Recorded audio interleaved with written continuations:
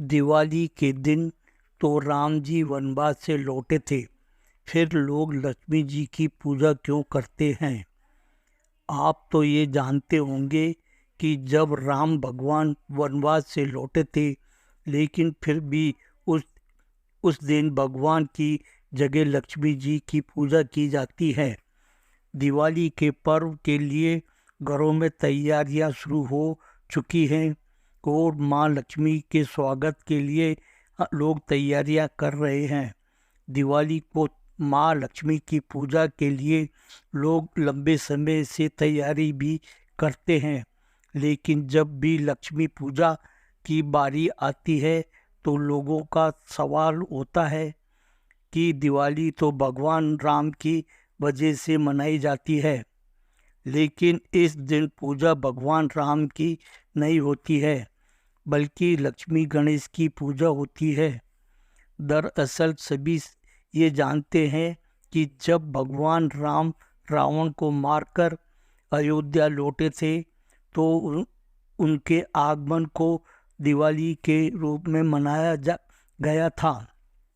लेकिन इस दिन पूजा लक्ष्मी जी की होती है, तो जानते हैं कि आखिर में ऐसा क्यों होता है और इसके पीछे की क्या कहानी है। बता दें कि दिवाली के दिन लक्ष्मी जी की पूजा के पीछे कई कहानियां हैं। ऐसे में स्पष्ट तौर पर यह नहीं कहा जा सकता है कि आखिर इसके पीछे क्या वजह है, लेकिन इन सभी कहानियों से एक ही तरफ इशारा होता है कि दिवाली समृद्धि, रोशनी, उमंग का त्यौहार है।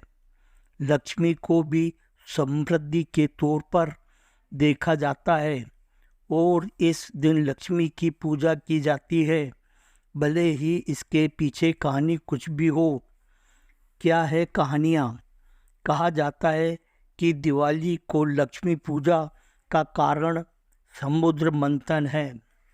दरअसल जब देवताओं और असुरों के बीच समुद्र मंथन हुआ था तो इसमें से लक्ष्मी भी निकली थी।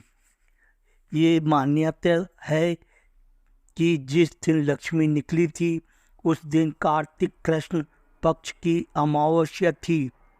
यह दिन दिवाली के तौर पर मनाया जाता है। माता लक्ष्मी का समुद्र मंथन से आगमन हो रहा था। सभी देवता हाथ जोड़कर आराधना कर रहे थे। इस वजह से दिवाली को लक्ष्मी की पूजा की जाती है। हालांकि कई कहानियाँ ये भी कहती हैं कि जिस दिन लक्ष्मी प्रकट हुई उस दिन शरद पूर्णिमा थी, जो दिवाली से ठीक 15 दिन पहले आती है। कई लोगों का कहना है भारतीय काला गणना के अनुसार 14 मनुओं का समय बीतने और प्रलय होने के पश्चात पुनर्निर्माण व नई सृष्टि का आरंभ दिवाली के दिन ही हुआ था। इस वजह से लक्ष्मी की पूजा की जाती है, जबकि कई लोग ये कहते हैं कि कार्तिक मास की पहली अमावस्या ही नई शुरुआत और नव निर्माण का समय होता है। साथ ही कहा जाता है कि दिवाली के दिन कई राक्षसों का अंत हुआ था, जिसमें नाकासुर, बलि आदि शामिल हैं। इसलिए दिवाली को अच्छा संकेत माना जाता है और समृद्धि के देवी यानी लक्ष्मी को पूजा जाता है। विष्णु के बिना होती है लक्ष्मी की पूजा। एक कहानी ये है कि देवशयनी एकादशी को भगवान विष्णु सो जाते हैं और दिवाली के 11 दिन बाद आने वाली देव उठनी एकादशी को उठते हैं। जिस दीपावली पर माता लक्ष्मी के साथ तमाम देवी देवताओं की विशेष रूप से पूजा की जाती है, उसी रात आखिर श्री हरि भगवान विष्णु की पूजा नहीं की जाती है, क्योंकि दीपावली का पावन पर्व चातुर्मास के बीच पड़ता है और इस समय भगवान विष्णु 4 मास के लिए योग निद्रा में लीन रहते हैं। ऐसे में किसी धार्मिक कार्य में उनकी अनुपस्थिति स्वाभाविक है। यही कारण है कि दीपावली पर धन की देवी माँ लक्ष्मी लोगों के घर में बगैर श्री हरि भगवान विष्णु के बिना पधारती हैं। वही देवताओं में प्रथम पूजनीय